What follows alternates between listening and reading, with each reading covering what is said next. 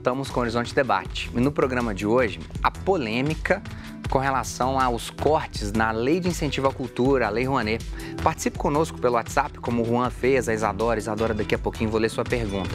No 31 99642 8473. Se você está sentindo que você foi mal informado, 3 feras podem te dizer isso. Se você está achando que o que a gente está falando aqui é fake news, que estamos de um lado só, eu tenho puxado para outro lado, faça a sua pergunta, o seu posicionamento. Denis, perdão, eu cortei num pensamento do Alexandre. O dinheiro é público de fato, mas... O que eu estava explicando é que o dinheiro é público de fato, porém é uma oportunidade do empresário escolher aonde ele vai pegar aquela pequena parcela do imposto que já é devido, que ele teria que pagar realmente, para reincentivar, refazer circular através de uma instituição séria. Por exemplo, no caso aqui, que estamos representados aqui pelo Grupo Galpão. Diferente de colocar aquele valor no caixa geral do governo, que infelizmente a gente está vendo que ele não sabe administrar bem, por tudo que a gente percebe, né? Agora, então, essa é a grande diferença. É apenas um percentual, é 4% para as empresas de todo que ela tem que pagar de imposto de renda, 4%. Aí o empresário separa, ou a pessoa física no montante de 6% do que ela tem que pagar de imposto de renda e destina a uma instituição séria, a um instituto, a um grupo, ao museu, Deixa eu pegar, Chico, um exemplo. Por exemplo, a economia. Notre Dame queimou e caiu, infelizmente. Em menos de 24 horas, já estavam lá em torno de 3 bilhões de reais, para poder a reconstrução acontecer. Famílias, por exemplo, da L'Oréal, aquele grande conglomerado de cosméticos, a família colocando dinheiro ali. O Museu do Rio, que queimou, infelizmente, o museu poderia ter sido salvo caso a utilização da lei acontecesse? Senhores. Eu acho que, assim, o museu poderia, sim. O museu é um caso um descaso de política pública de vários governos, não foi só de um. Né, assim, eu acho que esse Museu do Ipiranga, em São Paulo, que também está lá para ser reformado há anos, é um descaso. Né, assim, eu acho que quando, por exemplo, desculpe eu mudar de assunto, quando se funde turismo e cultura no estado de Minas e se extingue o departamento de museus, é uma política contrária aos novos tempos. Daqui a pouco os museus de Minas vão estar pegando fogo também. E a Lei Rouanet é uma lei que faria, bem usada, funcionar, reformar, modernizar museus, orquestras sinfônicas, exposições. Na verdade, Jair, eu gostaria de falar para o espectador assim, é uma balela essa história de que cortando de 60 para 1 milhão vai descentralizar o dinheiro para o Norte e Nordeste, para pequenos grupos. Isso é mentira, gente. Isso é mentira. Essa lei, com essa mudança das normativas, afetou as artes plásticas. Afeta.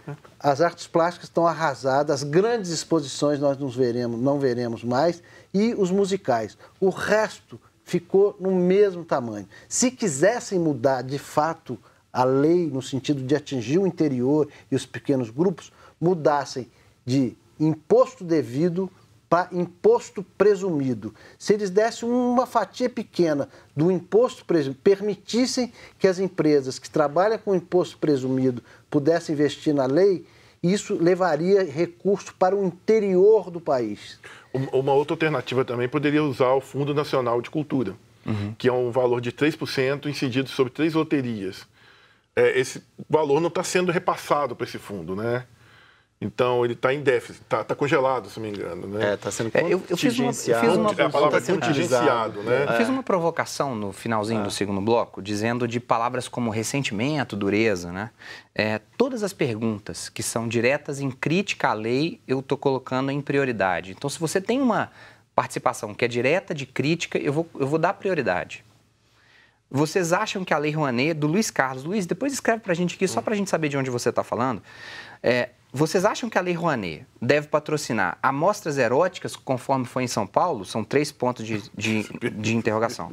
Será que uma famosa estrela como Maria Bethânia tem que ser patrocinada para um DVD onde só tem lindas poesias? Que Brasil é esse? Nossa, as perguntas são complicadas, né? Eu acho que eu vejo como projetos, né? Como eu falei, eu acho que o problema não está na Lei Rouanet. Né, na questão porque tem todo um processo de avaliação desses projetos, né, e é analisado de forma objetiva. Eu não estou olhando se é Maria Bethânia, se é João Maria, eu estou avaliando a coisa de forma cega. O projeto é habilitado para recolher, né, o dinheiro e aí o empresário que vai decidir. Mas analise, mas a decisão não é do governo. O Alexandre está sendo técnico como o Luiz. Não, mas a questão é o seguinte, a decisão não é do governo. Essa que é a grande questão. Não é o governo que decide que o dinheiro vai para Maria Bethânia ou vai para Mostra Erótica. Mas não é cultura e não é belo a Maria Bethânia declamar? A questão não é essa. A questão é o empresário que decide. O empresário fala, não, eu gosto da Maria Bethânia, eu sei que ela, né, vou colocar dinheiro porque eu quero minha marca aparecendo no produto vinculado à Maria Bethânia. Eu quero minha marca vinculada a um produto, uma exposição erótica. Só um exemplo, Chico. O Malba, em Buenos Aires, belíssimo, Luiz, recomendo você procurar depois, o Malba em Buenos Aires. É o Museu de Arte Latino-Americana de Buenos Aires, que é um museu privado, né, de uma família rica argentina. Em outubro havia uma exposição de um fotógrafo americano que tinha a Brooke Shields, né, você ali dos anos 80, a Brooke Shields, que era uma atriz linda, ela, Lagoa Azul, muito jovem, ela numa foto seminua, e depois agora, já com seus 50 anos, Chico, Brooke Shields, talvez? Por aí. Com seus 50 anos, 60 anos, ela na mesma posição, seminua, e com patrocínio de grandes empresas da Argentina, né, assim, a empresa quis patrocinar aquilo ali. Isso Denis, Chico, uma exposição de gente pelada, então vão acabar com isso, lei não pode ser assim... A meu ver, o problema aí é decidir o que é arte e não é arte. Isso é questão, é uma discussão que já foi, a meu ver, superada. De falar que isso não é arte, para os leigos, né? É uma coisa... Eu acho que assim, a gente tem que encarar que a arte ela tem um caráter de revelador. Ela tem um caráter de transgressão, de ir em busca do novo. Quem acha que a arte vai falar do mesmo arroz com feijão, repetir isso, não vai. Então as pessoas têm que estar abertas para isso. Pensar que arte e cultura levou a identidade de povos, sabe, para o mundo inteiro. Né? Os americanos com o cinema, a França com a cultura francesa, os ingleses com Shakespeare, etc.